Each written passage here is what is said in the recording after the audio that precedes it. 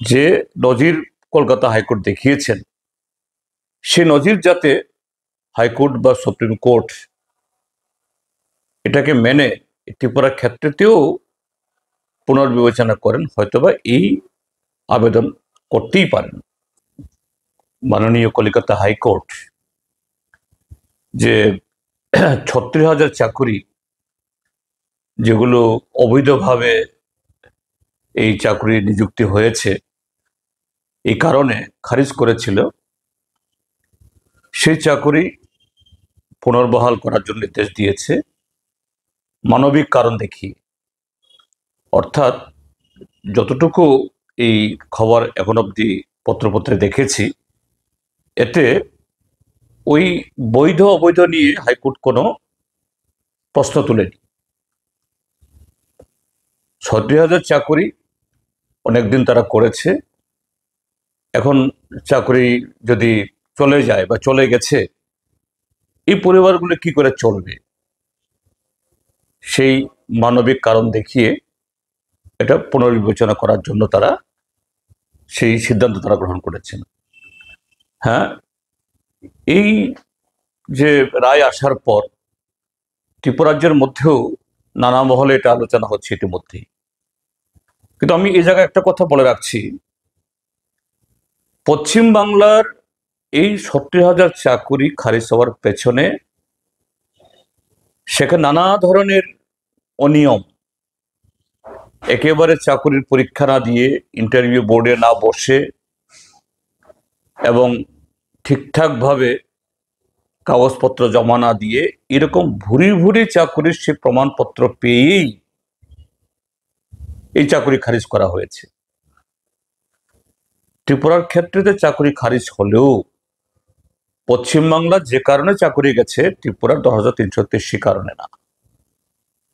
এখানে বলেছে, কোর্টও এটা স্বীকার করেছে যে এখানে এই চাকুরি প্রদানের জন্য যে প্রক্রিয়া, অর্থাৎ ইন্টারভিউ প্রসেস, এখানে কোনো ধরনের অনিয়ম ছিল না, স্বজন পোষণ ছিল না। এটা শুধু একটাই কারণটা কি? Recruitment rules. যে রিক্রুটমেন্ট রুলস 1980 ইংরাজি প্রথম বামফ্রন্ট সরকার থেকে চলে আসছিল, যে রিক্রুটমেন্ট রুলস মোতাবেক এ রাজ্যে হাজার হাজার চাকরি হয়েছে এবং ত্রিপুরাজ্যের এই মুহূর্তেও প্রত্যেকটা দপ্তরে যতজন সরকার কর্মচারী আছেন তারাও এই রিক্রুটমেন্ট রুলস থেকে এসেছেন। কাজেই এটা নিয়ে অতীতে কোনো প্রশ্ন ওঠেনি, কিন্তু এই ক্ষেত্রেতে এই প্রশ্ন উঠিয়ে এটাকে খারিজ করা হয়েছে। অর্থাৎ এখানে কোনো অনিয়ম না।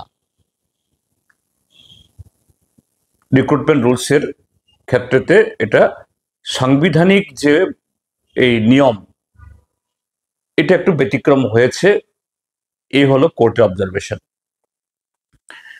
এখন এই 70,000 চাকরি মানবিক কারণে পুনর্বহালের যে ঘটনা ঘটেছে, আমি সেই প্রেক্ষিতে বলতে চাই যে এখন ত্রিপুরাজ্যের এই কেসটি হাইকোর্ট হয়ে সুপ্রিম কোর্ট অবধি গেছে, নানাভাবে গেছে, সুপ্রিম কোর্ট এই রায় বহাল রেখেছে।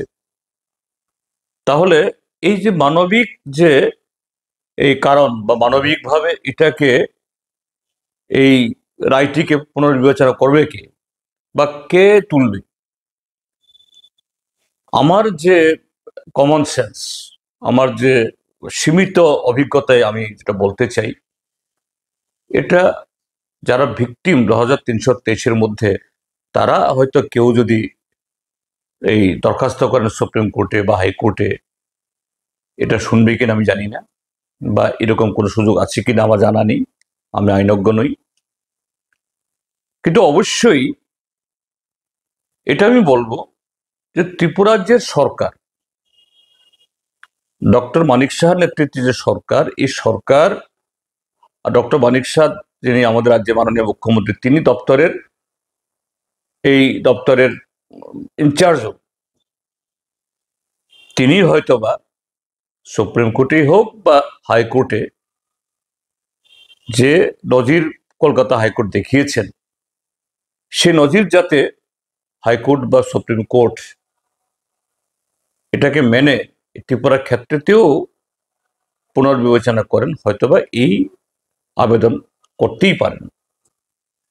যেহেতু প্রশ্ন তুলেছেন, আমি বলবো নিশ্চয়ই ত্রিপুরাজ্যের বহু সহৃদয় মানুষ এবং এই 2333-এর পরিবার, তারা তো এগুলো নিয়ে ভাবছেই, ইতিমধ্যে আপনার চিন্তা নিশ্চয়ই শুরু হয়েছে। আমি তাদের সকলের পক্ষ থেকে আমাদের রাজ্য সরকারকে বলবো যে এই বিষয়টা এইভাবে তারা ভাবতে পারেন কিনা, এই আবেদন সুপ্রিম কোর্টে বা হাইকোর্টে পৌঁছাতে পারেন কিনা, এটা করা দরকার। একটা চেষ্টা তো হতে পারে, এবং এই চেষ্টায় হয়তোবা সেরকম যদি সুপ্রিম কোর্টের মন গলে, যেহেতু সুপ্রিম কোর্ট অবধি গেছে, তাহলে 2333 ইতিমধ্যে এদের মধ্যে অনেকেই মারা গেছেন, অন্যরা অত্যন্ত কঠিন অবস্থায় তারা আছেন। এই ক্ষেত্রেতে সত্যিকারের একটা মানবিক পদক্ষেপ গ্রহণ করা হবে। এটা সরকারের তরফ থেকে এটা পুনর্বিবেচনা করতে পারলে ভালো হবে।